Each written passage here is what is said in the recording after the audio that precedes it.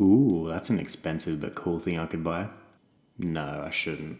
I should probably be saving more of my money. But what's the point? It's my money, I should be able to spend it. I could die next week. Yeah, I'm gonna buy it. You in my head, how'd you even get in here? We've all been there. The constant battle between spending your money today and saving for your future, between instant gratification and delayed gratification. Is there a way to have both? To have your cake and eat it too? That's me eating cake. In this video, I'm going to talk about the mathematics behind saving money. Don't worry, it's not complex at all. The importance of having a rock solid reason to do so. And if you stick around till the end, I'll share a few ideas that have really changed how I perceive money and makes things a whole lot easier. So let's get into it. If you're new here, my name is Benjamin. You can call me Ben. And through this channel, my mission is to help as many young people as possible live a happier, healthier, and more fulfilling life. If you're a return viewer, welcome back. Please let me know what you think of the new bedroom setup. And without further ado, let's actually jump into the video. We will begin by discussing the first law of thermodynamics. I'm joking, kinda. The amount of money you save each month or over any given period is your income minus your expenses. So you basically have two options: increase your income or reduce your expenses.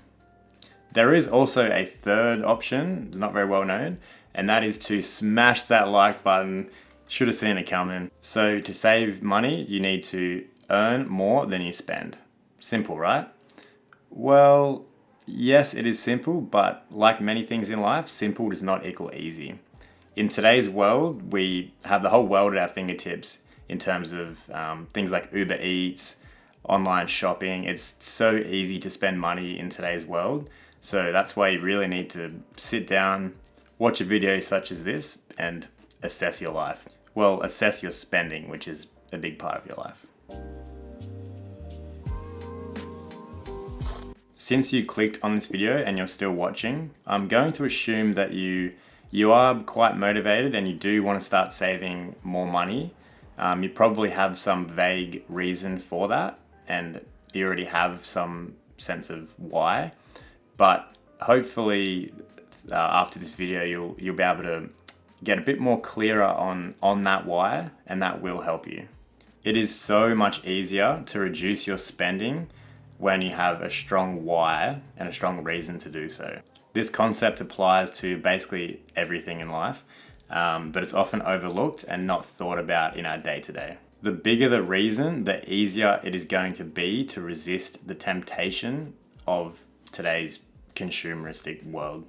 Everybody is going to have different reasons. For you, it might be you want to travel more, go and see the world. You want to have a big expensive wedding if that's important for you. Save for a house. In today's economy, you're going to need to save a lot of money for that.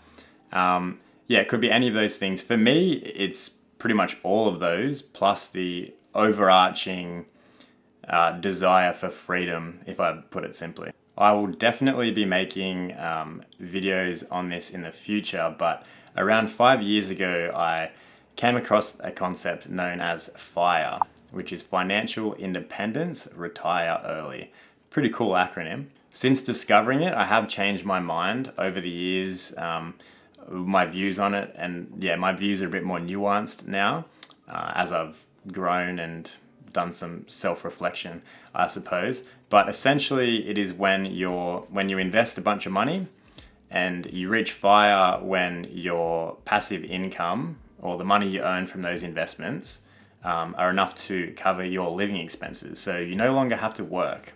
A lot of people still end up working because obviously it is a great source of fulfillment in many people's lives.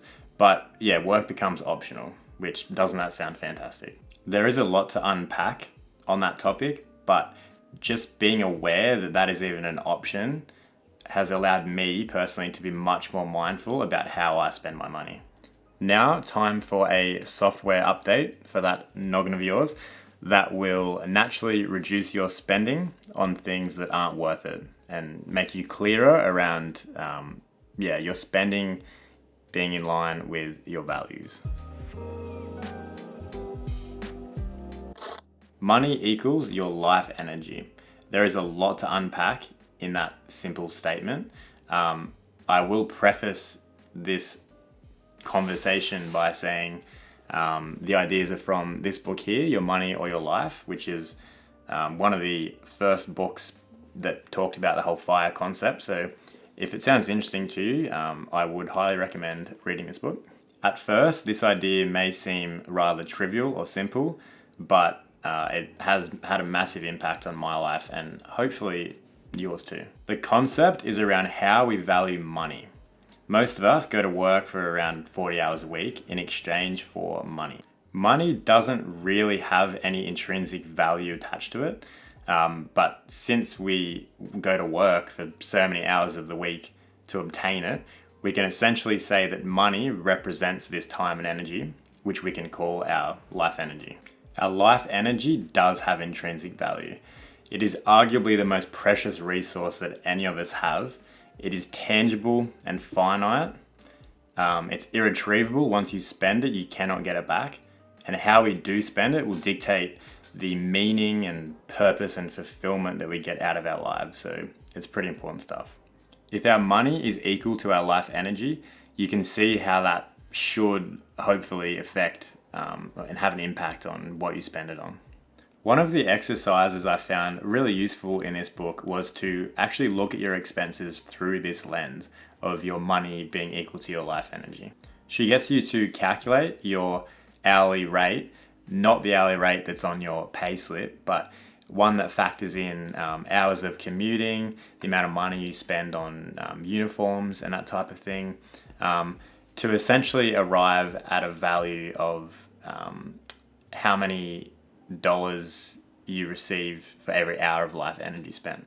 The exercise then gets you to look at your expenses. So say track it for a month, for example, and basically look at the dollar amounts and convert that to how many hours of life energy is required to purchase that thing. For example, if you work out that your hourly rate is $20 per hour of life energy spent, and you're looking at spending, say, $300 on a pair of new shoes, that's 15 hours, if my maths is correct, of life energy spent.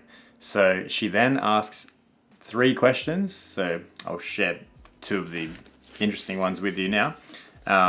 So for each of these expenses, she tells you to ask yourself these 2 questions.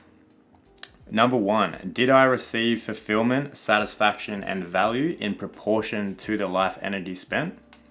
And number 2, is this expenditure of life energy in alignment with my values and life purpose? So pretty big questions there, but very important questions. Those shoes that you're going to buy might make you the happiest person in the world. I'm not here to tell you whether that's a sensible decision or not. It's about actually stopping and being mindful and asking yourself these questions so that you can make better financial decisions. As a personal anecdote, this exercise was a big reason why I stopped drinking alcohol, because I was looking at how much I was spending on alcohol and I realized that it was not at all in line with what I want out of life. So I haven't drank alcohol in about 11 months now, which is really awesome. Actually, exactly 11 months. That's cool. For you, it might help you cut back on something like getting Uber Eats when you're just too lazy to cook, or potentially an online shopping addiction, or it could be any number of things, but I think asking these questions will improve your life. One thing that makes this even more powerful is when you factor in compound interest. So this is a whole other topic, but if you think about it, $1,000 today, in 30 years' time, when you might be looking at retiring, for example, might be worth $8,000. In 40 years, it might be $16,000. So that $1,000 handbag you buy this weekend, probably not you because you're smart and you watch this whole video, that could be the difference between retiring 3 months earlier at the end of your career. So weighing things up like that can really help you make better decisions, I think. Oh, you're still here. that's the video completely done, guys. I hope you found these concepts useful or at the very least interesting. Please comment if you did. And also subscribe, because these videos are just gonna keep getting better and better. So please come along for the ride. I'd love to have you. Peace.